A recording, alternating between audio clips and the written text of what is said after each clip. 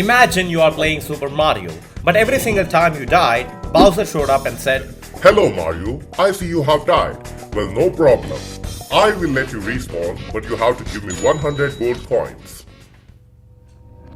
Yeah, that would f***ing suck. But that is exactly what the genius minds at Atlus thought was a fun idea when they made Shin Megami Tensei IV. Introducing Charon. This is one of the most annoying NPCs that I have had the displeasure of meeting. In this video, I will break down why this guy is such a disease that single-handedly turned this critically acclaimed game into a miserable experience.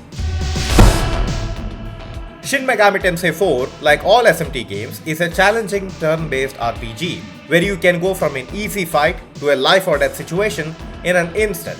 However, dying in SMT IV is much different than other games. Rather than seeing a game over screen or a continue from last checkpoint screen, you are greeted with this.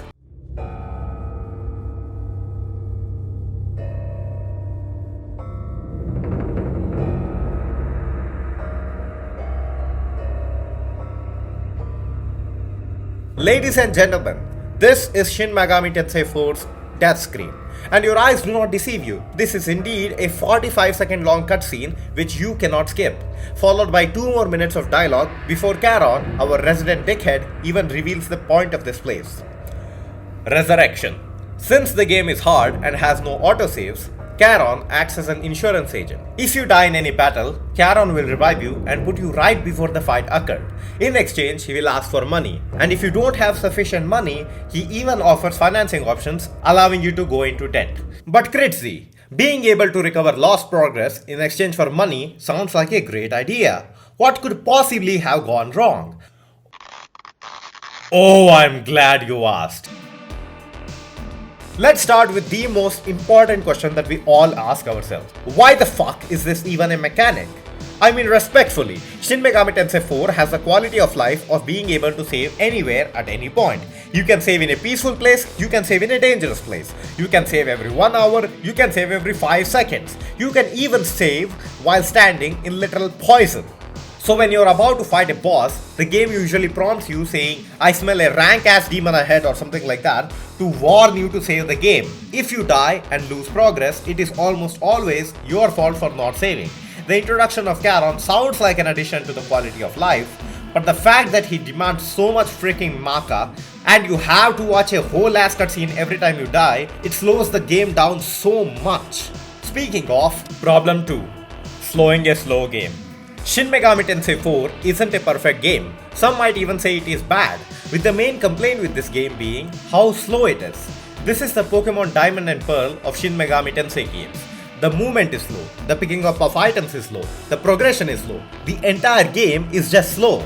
Anytime you want to get from point A to point B, it feels like a slog. And it's almost laughable how there isn't a way to instantly travel to a terminal.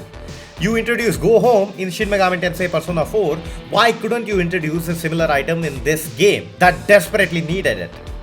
I know this sounds off topic, but I just want you to have a clear picture of how painfully rough the game flows, and how adding Charon, basically an even more time-consuming event to an already slow game, just takes out any enjoyment or semblance of flow that this game has. Problem 3. Frustration bundling. I think a big part of this issue is that this game is Shin Megami Tensei IV. Had it been any other Shin Megami Tensei, it wouldn't even be that bad. But what is it about this game in particular, when combined with this mechanic, that makes it so unbearable? Smirk. Shin Megami Tensei IV introduced another core mechanic to the game called Smirk.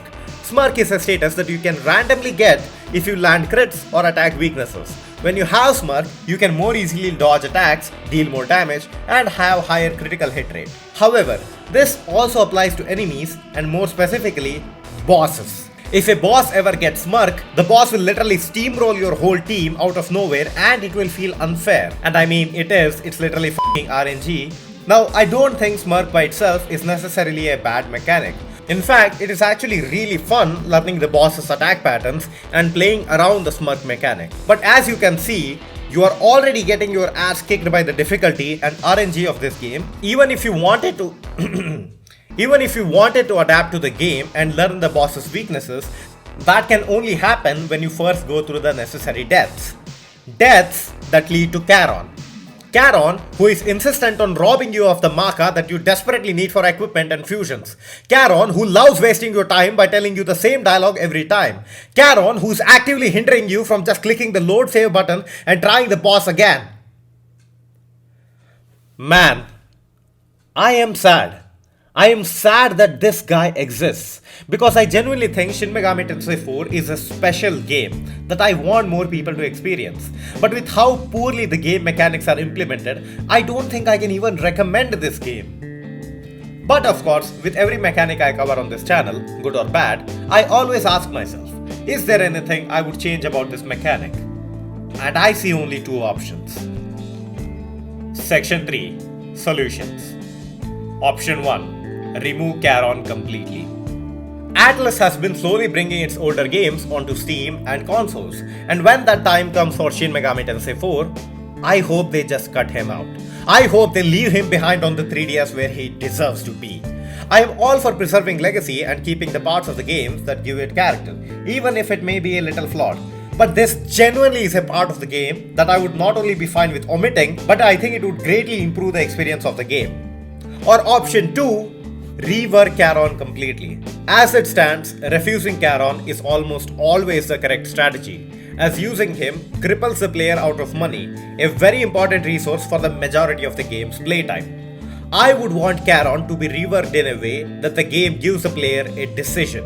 Currently, the player must go through Charon in order to load their save or be resurrected. Instead, I want there to be a dialogue prompt every time you die to choose between directly loading a save or going to visit Charon. And when you do visit Charon, he would no longer ask for money, but rather a new resource whose only purpose is to be traded with Charon. Just like the Twilight fragments they introduced in Persona 3 Reload, which are now used to restore the team instead of money. This new resource will be used to resurrect the team before the fight you died in. So there is a genuine reason to interact with this dickhead that doesn't break your playthrough.